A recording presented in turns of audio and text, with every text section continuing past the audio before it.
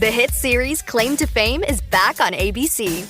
From executive producers of Love is Blind and hosted by superstar brothers Kevin and Franklin Jonas, watch and play along as these new celebrity relatives do whatever it takes to keep their famous family a secret. Don't miss Claim to Fame, new Mondays at 8/7 Central on ABC and stream on Hulu. Slow Burn Media and Bill Huffman present Who Killed, a podcast that provides a voice for the voiceless. Hello and welcome to what would have been episode 80 of Who Killed. I'm your host, Bill Huffman, and this is a Slow Burn Media production.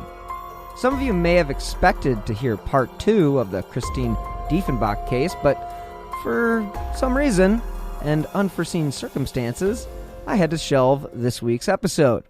But I will give you a rundown of what we discussed in part 1. Christine was given 4 quarters to go to the newsstand on the corner and buy a gallon of milk as well as a newspaper. This was around 7:30 a.m. on February 7th, 1988.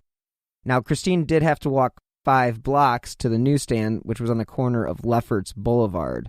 And again, this is in Queens, New York. Before Christine left, she did tell her father that she was leaving, and apparently he had fallen back asleep.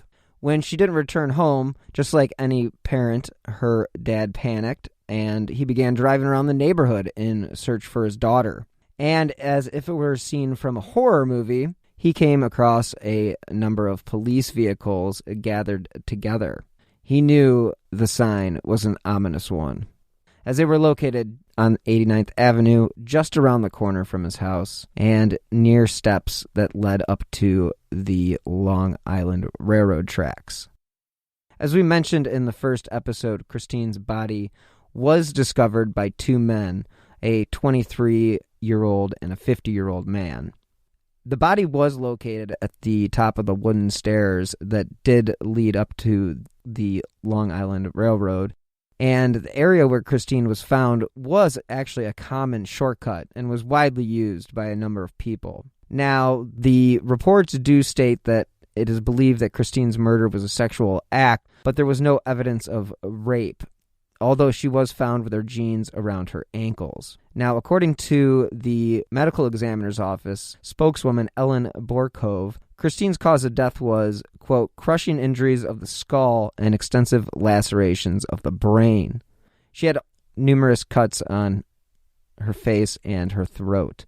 And according to the website defrostingcoldcases.com, which I will read verbatim here, in 1989, the police received an anonymous phone call that was made from Glenn's Tavern, located just a few blocks from the railroad tracks and the spot where Christine's body was found. The caller mentioned a conversation he had with another person in the bar about a year before the call. So, 1988 this would have been. The other person was known as Tennessee.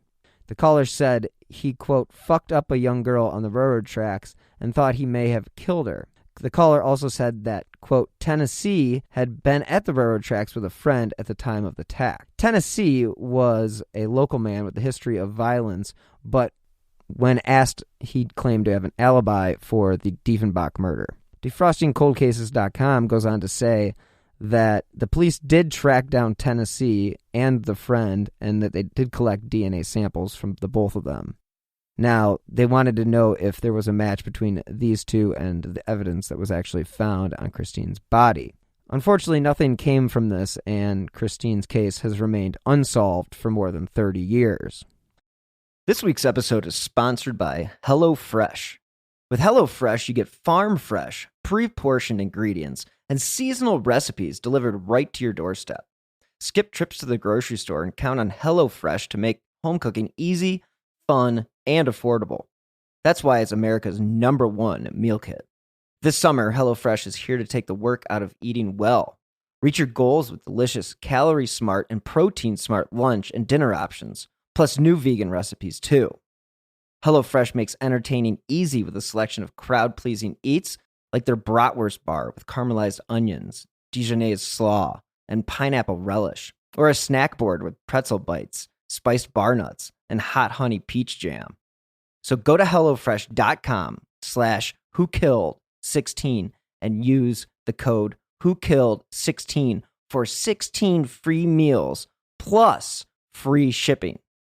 Again, go to HelloFresh.com/WhoKilled16 and use Who Killed 16 for 16 meals plus free shipping. So here we are, 2020, and Christine's case is, again, unsolved.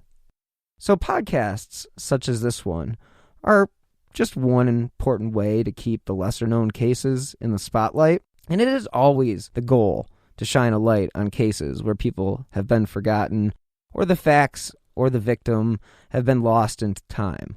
Who Killed and My Passion Case are both shows that strive to keep the eye on the victim. It is also important for the investigators and police departments to embrace this sort of free publicity. Nothing is being said out of school, and the goal is to only aid in keeping the victim's name in the media. I hope going forward that these departments who turn their back on publicity look as if they are using every outlet available. Because as taxpayers, we have the right to expect all avenues will be used when trying to solve the most heinous crimes someone can commit. And as I mentioned at the beginning of this mini episode, I had a more detailed show prepared, but it was forced to the shelf.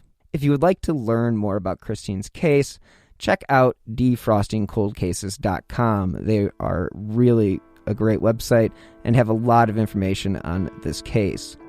Or you can also just Google Christine Deifenbach, and there are plenty of stories about her case. Now, if you have any information about Christine, I would recommend you contact the NYPD. We'll provide a phone number in the show notes. I would also like to thank everyone who has taken the time out of their day to help build our show's audience. As a reminder, I do drop new episodes of Who Killed every Friday, and that is wherever you get your favorite podcasts. Now, I would recommend that you check out CrimeCon 2020 in Orlando, but I am not sure exactly where things are going as far as the pandemic goes, because the new dates are October 30th through November 1st, but I'm not sure if that will happen. So, if it does, I will be on Podcast Row, and I will be happy to meet the fans. So, again, those new dates are October 30th through November 1st, and if you want to save on a ticket, you can use my promo code AMY2020. Now, if you enjoy this podcast and my other shows, you can help support my journalism by clicking on the donate button on the left-hand side of slowburnmedia.com. That is slow minus the W. You can also contribute to the show via the Venmo app with my username @Bill-Huffman-3. And you can also donate via PayPal with my email address, billhuffman123@yahoo.com. And really, every contribution does help keep these slow burn podcasts on the air. And again, you can also help support the show by leaving a 5-star review wherever you listen to your shows. And again, these 5 stars, along with the episodes, keep these cases in the spotlight.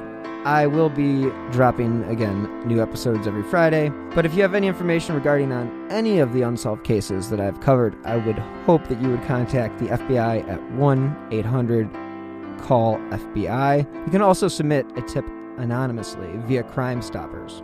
If you'd like to stay up to date on the cases I have covered, as well as the new shows I have in the pipeline, please follow me on Twitter at BillHuffman3. Again, if you have any information about Christine Ann Deifenbach's case, please call the NYPD Crime Stoppers hotline at 1-800-577-TIPS. Thank you guys so much for listening. Until next time, please be healthy and stay safe.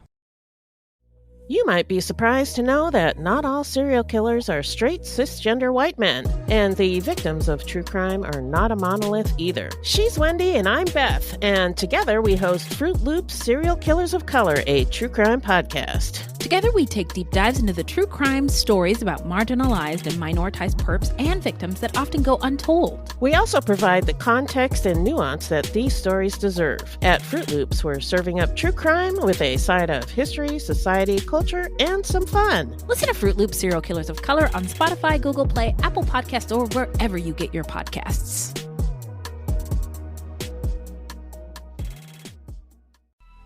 Coming up on 5 Minute News, I'm Anthony Davis.